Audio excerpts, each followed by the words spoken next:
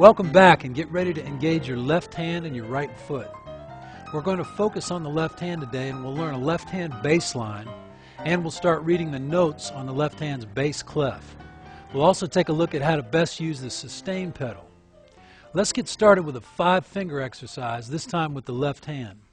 Before we do that, let's stretch out that left hand a bit. So let's do our stretching exercise where we take the wrist back, pulling back on the fingers gently.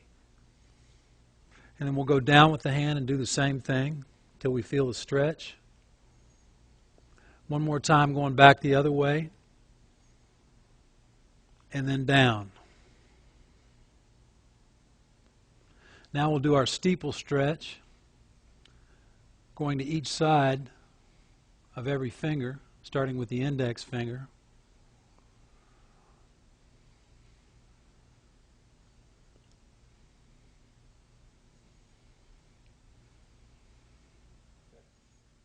Now let's do that 5-finger exercise with the left hand. We're going to put it all the way down here in this position with the bottom note 2 octaves below middle C and the 5 fingers over the 5 notes above that C.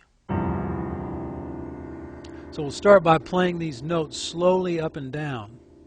And remember to keep the hand slightly cupped and curved this way and the fingers arched a bit like this. So we'll play it slowly, up, and then down. I'll count us in and let's play 1 note per beat. 1, 2, 3, 4.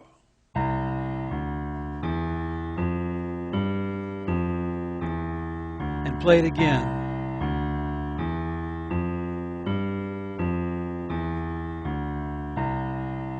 Now let's try that just a bit faster. 1, 2, 3, 4.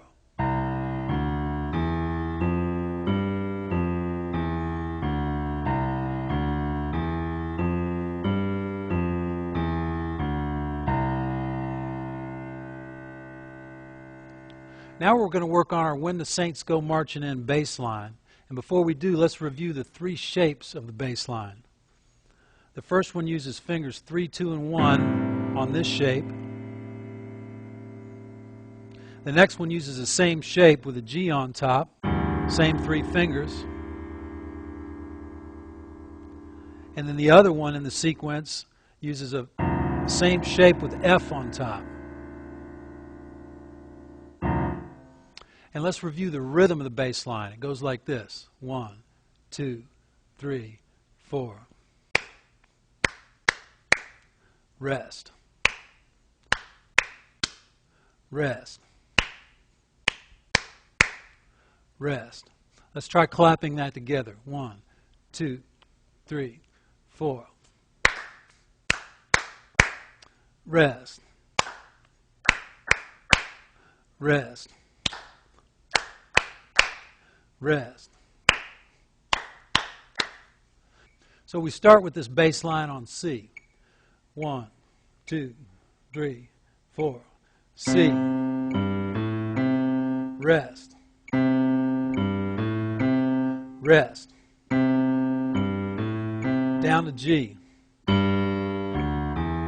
Back up to C. Down to F. Back up to C. C twice, G twice, and then back to C. So let's try that bass line again through the tune. This time we'll do it at 80 beats a minute. So the rhythm is.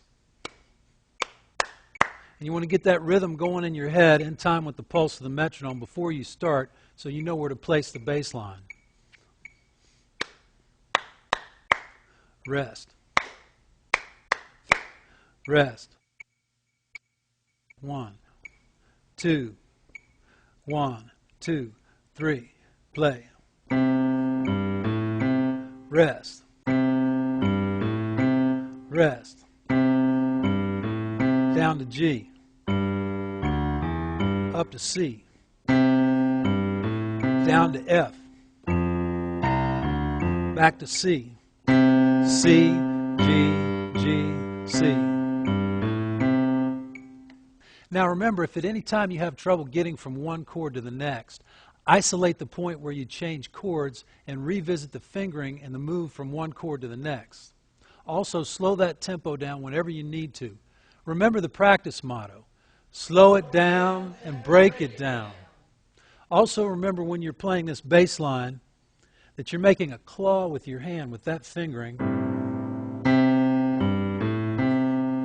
and you're moving that claw to each chord change. So as you move from chord to chord, you're moving the whole hand into the new position.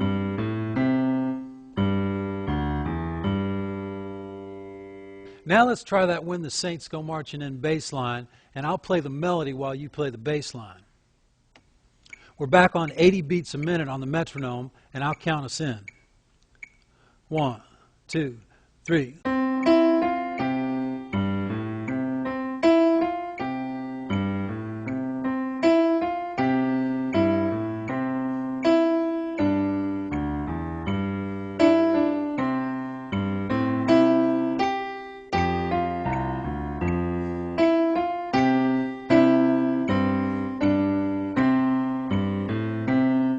Now let's try that same bass line in our left hand, and I'll play some rhythm chords along with it. 1, 2, 3, 4.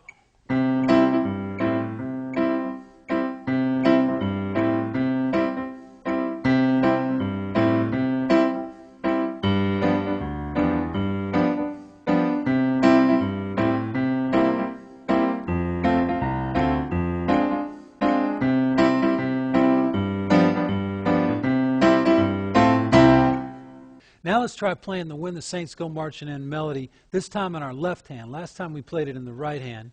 So we're going to play it this time with the left hand with a different fingering. We're going to play it right here.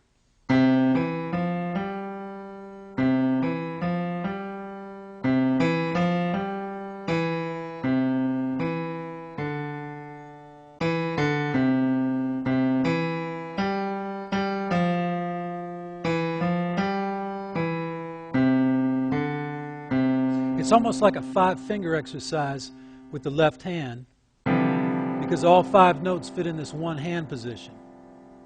So let's try this When the Saints Go Marching In melody with the left hand, and I'll count us in.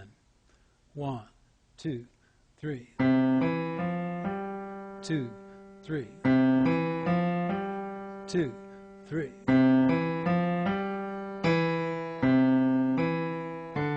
2, 3.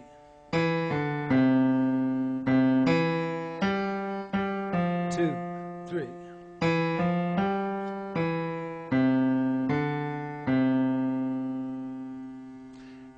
And you'll notice that for most of us, it's a little bit harder to play that with the left hand if we're right-handed. But give your left hand time, and you'll develop the dexterity you need in it.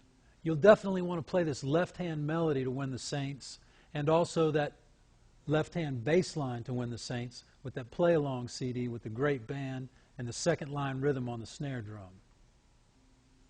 So now let's work on reading the bass clef. And remember that the notes on the lines of the bass clef are G, B, D, F, and A, which we can remember through the phrase, good boys do fine always. So let's do an exercise now where a note comes up on the staff on the bass clef, and try to name that note, and then I'll tell you what it is and we'll play it. Here's the first note. That's a D. You find that right there on the piano. And this note. That's a G. Now try to name this note. That would be an A. And now this one. That's a B. And finally this note. And that's an F. Now let's check out the bass clef spaces. And remember that the notes on the spaces of the bass clef are, starting from the bottom up, A, C, E, and G. Try to name these notes when they come up on the screen. Here's the first one. That's an E. And here's the next one. You were right if you said that's an A. Now this note, which is a G, and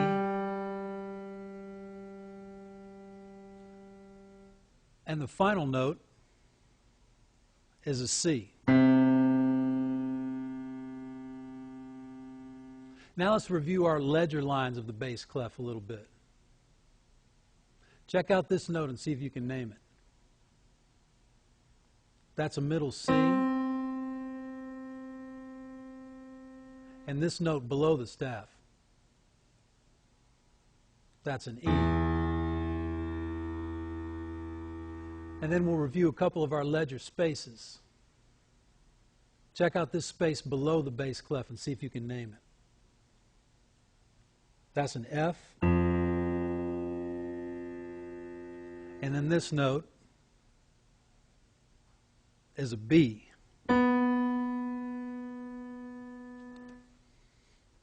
Now let's take that C triad that we learned with its bottom note on middle C, and we're going to put the pedal down and stack these C triads all the way up and back down the piano. So we play it, put the pedal down, stack the triads, and hear how the triads all ring together. Now let's do the same thing with an F triad.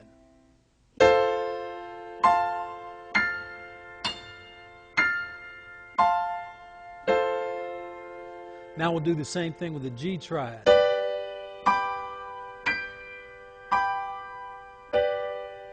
And then back to a C triad.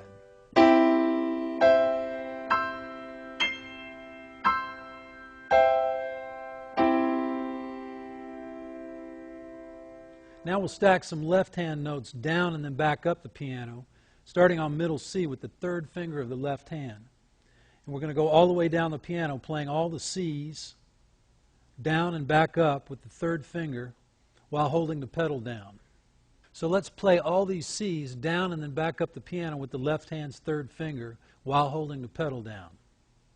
Middle C, down an octave, down another octave, and then back up. And hear how all the notes ring together.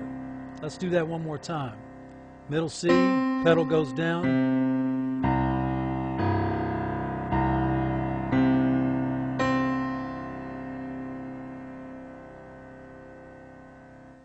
Now let's go back to our first chord progression, and we'll use that progression to work on using the sustain pedal. But first, check out the chords to this progression the way they're written here. There's something that we haven't dealt with yet called repeat signs. When you have a repeat sign, everything that's within those brackets that have those two little dots inside of them is repeated one time. So this progression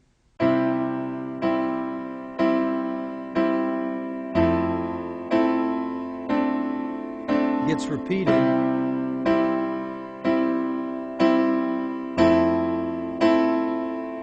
then we're outside of the brackets and we resolve on a C chord. Also remember this nugget about the sustain pedal. You want to develop an awareness of when you're using the sustain pedal, and you want to practice without it unless the thing that you're practicing really needs it, and change the pedal often when you do use it. So let's try that first chord progression with the pedal down, and remember we're going to change the pedal every time the chord changes. So when we're playing this first chord progression, I'm going to do it slowly to show you how to use the pedal on it. We're going to play these first four chords, and on the fourth one, we take the pedal off and change it to play these next set of chords, and then change it again to get back to the original chords. We change it here on beat 4, and then it's back down for these chords, and we change it again for the last chord. So let's try that together in quarter notes. 1, 2, 3, 4. Pedal down and change it.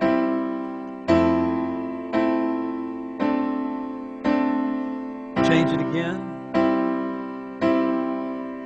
and change it again. Change it one more time for the last chord. Let's try that first chord progression in its broken up form.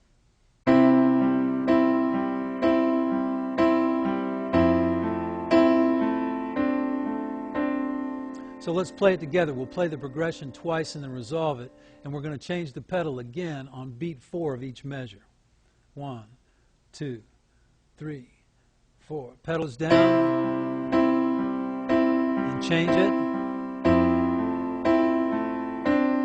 Change it again, and change it again, and change it one more time for the last chord.